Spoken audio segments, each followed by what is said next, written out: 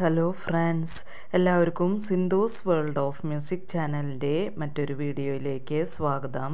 ഇന്ന് നമ്മൾ ഇഡലി ദോശയുടെ കൂടെയൊക്കെ കഴിക്കാൻ പറ്റിയിട്ടുള്ള നല്ലൊരു തക്കാളി ചട്നിയുടെ റെസിപ്പി ആയിട്ടാണ് വന്നിട്ടുള്ളത്.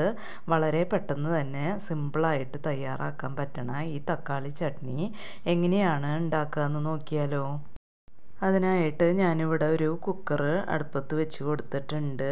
അതിലേക്ക് ഒരു 2 ടേബിൾ സ്പൂൺ വെളിച്ചെണ്ണ ഒഴിച്ചു കൊടുത്തിട്ടുണ്ട്.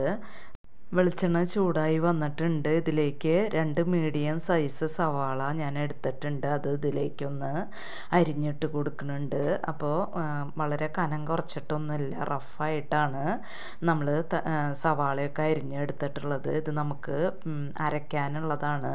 അതുകൊണ്ട് നമുക്ക് റഫായിട്ട് അരിഞ്ഞിട്ട് കൊടുത്താൽ മതി. എങ്ങനെ വേണമെങ്കിലും അരിഞ്ഞിട്ട് കൊടുക്കാം. തീ മീഡിയം ഫ്ലെയിമിലിട്ടിട്ട് ജസ്റ്റ് ഒന്ന് വഴറ്റിയെടുക്കുക. ഇനി ഇതിലേക്ക് ഒരു പച്ചമുളക് ഇട്ട് കൊടുക്കുന്നുണ്ട്. പിന്നെ 6 വെളുത്തുള്ളി അല്ലി ഇട്ട് കൊടുക്കുന്നുണ്ട്. നന്നായിട്ടൊന്ന് മിക്സ് ചെയ്ത് കൊടുക്കുക. ഇനി ഇതിലേക്ക് കുറച്ച് കരിവേപ്പില ഇട്ട് കൊടുത്തിട്ടുണ്ട്. നന്നായിട്ടൊന്ന് മിക്സ് ചെയ്ത് കൊടുക്കാം. ഈ സവാള ഒന്ന് നന്നായിട്ട് ഒന്ന് വഴണ്ട് വരാനായിട്ട് ഇതിലേക്ക് ഉപ്പ് ചേർത്ത് കൊടുക്കുന്നുണ്ട്. അപ്പോൾ നമുക്ക് തീ മീഡിയം ഫ്ലെയിമിലിട്ടിട്ട് സവാള ഒന്ന് വാടി വരണ വരെ ഒന്ന് മിക്സ് ചെയ്ത് കൊടുക്കാം. ഇപ്പോൾ സവാള ഇവിടെ ഒന്ന് വാടി വന്നിട്ടുണ്ട്. അപ്പോൾ ഇത് മതി, നന്നായിട്ട് ബ്രൗൺ കളർ ആവണമെന്നില്ല.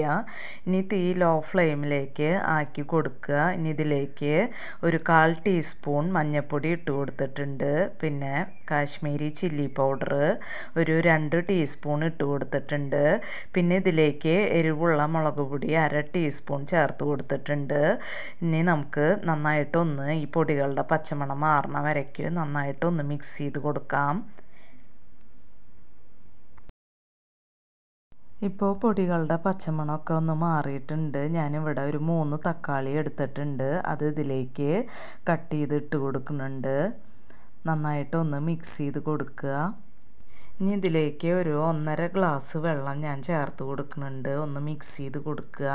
ഇനി നമുക്ക് കുക്കർ ഒന്ന് മൂടി വെച്ചിട്ട് ഒരു 2 വിസിലടിക്കാം. തീ മീഡിയം ഫ്ലെയിമിലിട്ടിട്ട് ഒരു 2 വിസിലടിക്കാം. ഇപ്പോൾ കുക്കർ 2 വിസിലടിച്ചിട്ട് അതിൻ്റെ സ്റ്റീമൊക്കെ പോയിട്ടുണ്ട്. നമുക്ക് കുക്കർ തുറന്ന് നോക്കാം. ഇപ്പോൾ തക്കാളിയും സവാളയൊക്കെ ഇവിടെ നന്നായി വെന്ത് വന്നിട്ടുണ്ട്. ഇനി നമുക്കിത് ചൂടാറുമ്പോൾ നന്നായിട്ടൊന്ന് അരച്ചെടുക്കണം. അപ്പോൾ ഞാനിത് മിക്സിയുടെ ജാറിലേക്ക് ഒഴിച്ചു കൊടുത്തിട്ടുണ്ട്. നമുക്കിത് ചൂടാറിയിട്ട് വേണം അരച്ചെടുക്കാനായിട്ട്, അല്ലെങ്കിൽ മുഖത്തേക്കൊക്കെ തെറിക്കാനുള്ള ചാൻസ് ഉണ്ട്. ഇനി ഞാനിവിടെ ഒരു പാൻ അടുപ്പത്ത് വെച്ചിട്ടുണ്ട്. അതിലേക്ക് 2 ടേബിൾ സ്പൂൺ വെളിച്ചെണ്ണ ഒഴിച്ചു കൊടുത്തിട്ടുണ്ട്. വെളിച്ചെണ്ണ ഇവിടെ ചൂടായി വന്നിട്ടുണ്ട്. ഇനി ഇതിലേക്ക് ഒരു 1/4 ടീസ്പൂൺ കടുക് ഞാൻ ഇട്ട് കൊടുക്കുന്നുണ്ട്. അപ്പം ഞാൻ കടുക് കുറവാണ് യൂസ് ചെയ്യാറ്. നിങ്ങൾക്ക് വേണമെന്നുണ്ടെങ്കിൽ 1/2 ടീസ്പൂണൊക്കെ കടുക് ഇട്ട് കൊടുക്കാം. പിന്നെ ഇതിലേക്ക് ഒരു 1/4 ടീസ്പൂൺ ഉഴുന്നുപരിപ്പ് ചേർത്ത് കൊടുത്തിട്ടുണ്ട്. ഇപ്പോൾ കടുകും ഉഴുന്നും പരിപ്പൊക്കെ നന്നായി പൊട്ടി വന്നിട്ടുണ്ട്. ഇതിലേക്ക് കുറച്ച് കരിവേപ്പില ഇട്ട് കൊടുക്കുന്നുണ്ട്. പിന്നെ 2 വറ്റൽമുളക് ഇട്ട് കൊടുത്തിട്ടുണ്ട്. ഒന്ന് മിക്സ് ചെയ്ത് കൊടുക്കുക. ഇനി നമ്മൾ അരച്ച് വെച്ചിട്ടുള്ള തക്കാളിയുടെ പേസ്റ്റ് ഇതിലേക്ക് ഒഴിച്ചു കൊടുക്കാം.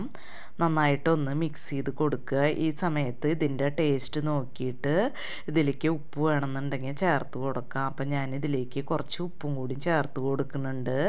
പിന്നെ 1 ടീസ്പൂൺ പഞ്ചസാര ഞാൻ ചേർത്ത് കൊടുത്തിട്ടുണ്ട്. ഇനി നമുക്ക് തീ മീഡിയം ഫ്ലെയിമിലിട്ടിട്ട് ഇതിൽ വെള്ളമൊക്കെ ഒന്ന് നന്നായി വറ്റി വരണം. അതുപോലെ തന്നെ എണ്ണയൊക്കെ നന്നായിട്ട് ഒന്ന് തെളിഞ്ഞ് വരണം. അതുവരെ നമുക്കിതൊന്ന് മിക്സ് ചെയ്ത് കൊടുത്ത് മീഡിയം ഫ്ലെയിമിൽ ഇളക്കി കൊടുത്തുകൊണ്ടിരിക്കാം.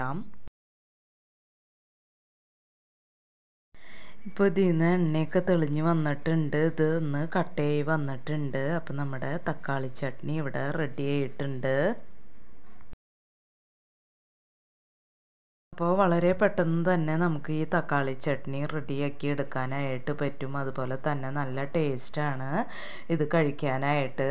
അപ്പോൾ ഇത്രയേ ഉള്ളൂ ഇന്നത്തെ വീഡിയോ. ഇനി നമുക്ക് മറ്റൊരു വീഡിയോയുമായി കാണാം. അതുവരേക്കും താങ്ക് യു.